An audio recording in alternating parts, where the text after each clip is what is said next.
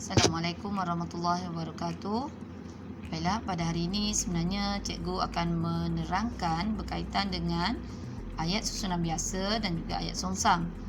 Dan cikgu melaksanakan penerangan ini melalui paparan PowerPoint kerana ada sebahagian murid-murid yang tidak dapat menyertai Google Meet yang cikgu telah laksanakan. Jadi untuk hari ini cikgu akan teruskan dengan menerangkan bagaimanakah cara yang paling mudah untuk anda membezakan antara ayat susunan biasa dan juga ayat songsang. Kalau kita perhatikan, berdasarkan pada paparan pada slide yang pertama ini, dipaparkan tentang ayat biasa yang terbentuk daripada subjek dan predikat. Manakala untuk ayat susunan songsang pula merujuk kepada pembentukan predikat dan subjek. Okey, jadi kaedah yang pertama untuk kita melihat susunan ayat songsang ialah menerusi subjek dan predikat. Okey, jadi sebenarnya di sini apabila kita melihat subjek dan predikat, biasanya subjek terbentuk daripada kata nama dan golongan kata nama itulah yang akan menentukan bahagian predikatnya. Jadi kita akan lihat predikatnya berdasarkan pada golongan yang lain. Contohnya kalau subjek merupakan golongan kata nama untuk ayat biasa, tetapi untuk ayat songsang subjeknya juga merujuk kepada kata nama, tetapi kedudukannya sahaja yang berbeza. Untuk ayat biasa, subjeknya di hadapan, tetapi untuk ayat songsang, subjeknya terletak di bahagian belakang ayat. Okey, itu berkaitan dengan tips untuk anda melihat bagaimana susunan ayat songsang. Okey, baiklah, cikgu teruskan lagi dengan kaedah yang kedua untuk menentukan predikat dalam sesuatu ayat yang mudah. Jadi kaedah yang kedua iaitu merujuk kepada kata tunjuk itu atau ini. Maksudnya di sini ialah kalau kita lihat ayat biasa, ada kata tunjuk itu dan atau ini, di situlah kita akan penggalkan ayat tersebut untuk kita melihat kedudukan predikat ayat. Contohnya dalam ayat yang pertama, buku-buku di dalam perpustakaan itu ialah merujuk kepada subjek ayat, tersusun dengan kemas. Bahagian tersebut ialah predikat ayat.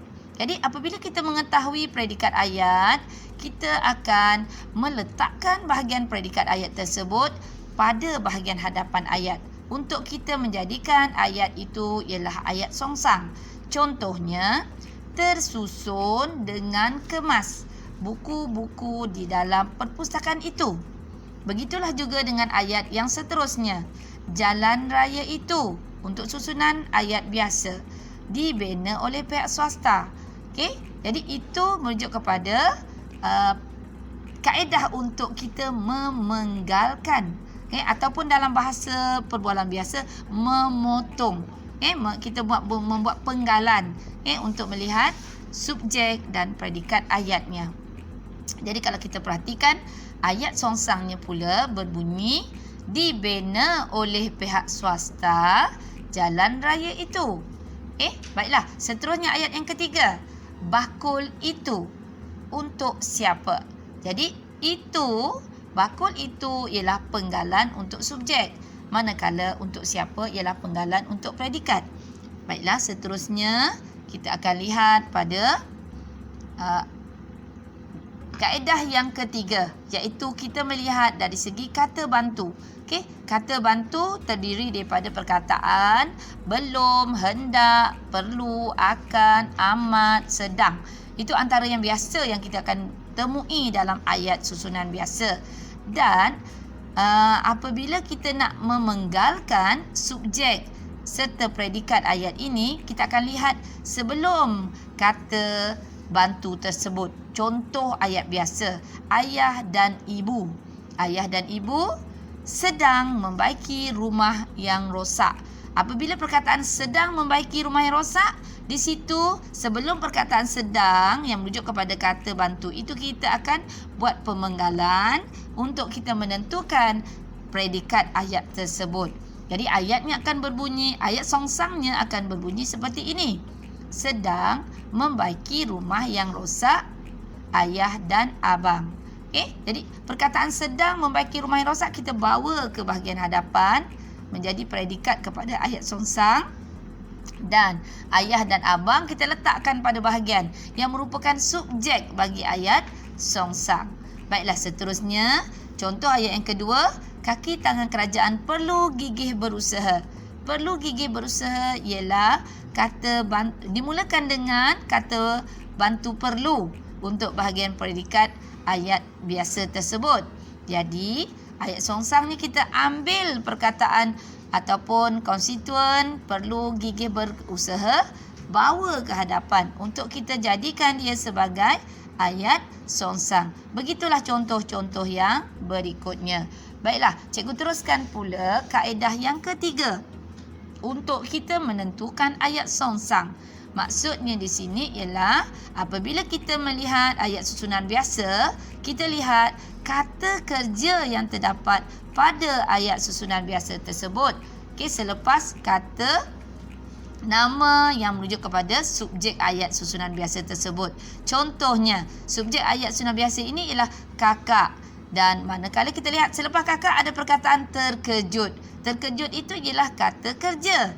Dan biasanya cikgu selalu menerangkan kata kerja merupakan kata perbuatan. Apa saja perbuatan yang kita buat. Dan biasanya kata kerja terbentuk daripada imbuhan ter, ber, me, di. Itu antara imbuhan kata kerja supaya kita mudah untuk mengenal pasti golongan kata kerja. Jadi untuk ayat songsang tersebut dia terbentuk daripada ada dua bentuk ayat songsang yang kita bentuk daripada ayat ini. Contohnya, terkejut kakak apabila menerima berita sedih itu. Ataupun kita boleh juga bentuk ayat ini seperti ini. Apabila menerima berita sedih itu, kakak terkejut. Jadi itu antara contoh yang pertama. Contoh yang kedua, Ramli bertugas dengan cemerlang setiap kali diberi tugas. Dalam bentuk ayat songsangnya berbunyi bertugas. Kita ambil perkataan kata kerja itu, kita letakkan di hadapan ayatnya menjadi predikat untuk ayat songsang. Maafkan cikgu. Bertugas dengan cemerlang, Ramli setiap kali diberi tugas. Baiklah, begitulah contoh-contoh yang ada dalam bahagian panduan untuk kita melihat bagaimana kita nak memenggalkan predikat bagi ayat susunan biasa untuk kita jadikan dia sebagai ayat songsang. Baiklah, seterusnya ini adalah latihan-latihan yang anda perlu buat merujuk kepada menukarkan ayat songsang kepada ayat susunan biasa. Dan kita perhatikan di hadapan itu terdiri daripada ayat susunan songsang yang bermula dengan kata kerja, kata bantu dan apa aspek yang telah cikgu terangkan sebelum ini. Baiklah, seterusnya ini adalah fokus latihan 1 yang memang pelajar perlu lengkapkan dan jawapannya anda perlu buat dengan lengkap serta semak sendiri sebab cikgu ada bincangkan berkaitan dengan jawapan untuk ayat ini. Contoh yang soalan yang pertama, kolam renang itu sangat luas dan dalam. Jadi kamu ambil pada selepas perkataan itu, contoh sangat luas dan dalam kolam renang itu. Jadi cikgu dah tandakan perkataan itu. Jadi kamu tukarkan ayat ini kepada ayat songsang dengan mengambil predikatnya iaitu sangat luas dan dalam kolam renang itu. Cikgu beri contoh satu, yang lain anda boleh buat sendiri serta semak sendiri.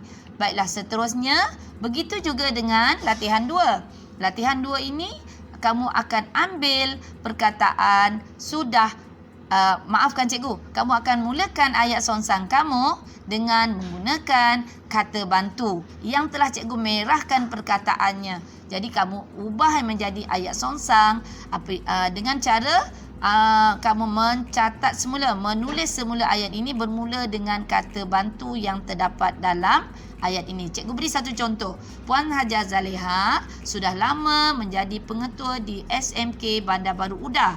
Jadi untuk jadikan dia ayat songsang, kamu mula dengan predikatnya iaitu sudah lama menjadi pengetua di SMK Bandar Baru Udah Puan Hajah Zaleha.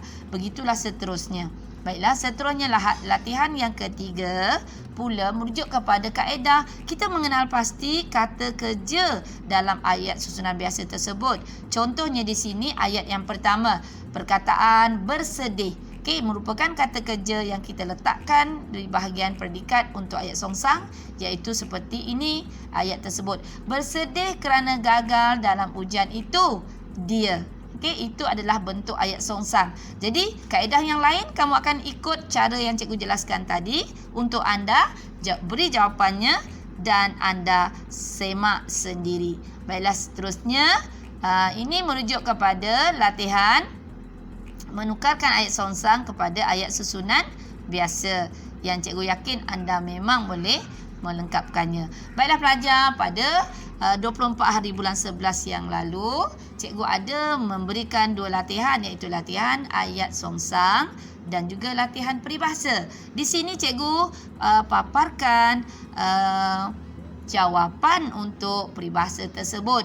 Okey, anda boleh rujuk dan anda boleh semak sendiri jawapannya berdasarkan paparan yang cikgu beri. Ini untuk latihan yang 4, latihan 4 ada 10 latihan yang kamu perlu semak jawapan anda sendiri, dan seterusnya ini ialah latihan 5. Ya, latihan ini cikgu beri pada 24 hari bulan 11. Jadi kamu boleh rujuk latihan yang cikgu beri, dan ini merupakan skema pada latihan peribahasa yang cikgu telah beri kepada anda. Baiklah pelajar, selamat menjawab soalan cikgu, dan cikgu harap anda boleh semak jawapan anda sendiri serta anda perlu paparkan jawapan yang telah anda semak kepada cikgu. Baiklah, itu saja untuk hari ini. Assalamualaikum warahmatullahi wabarakatuh.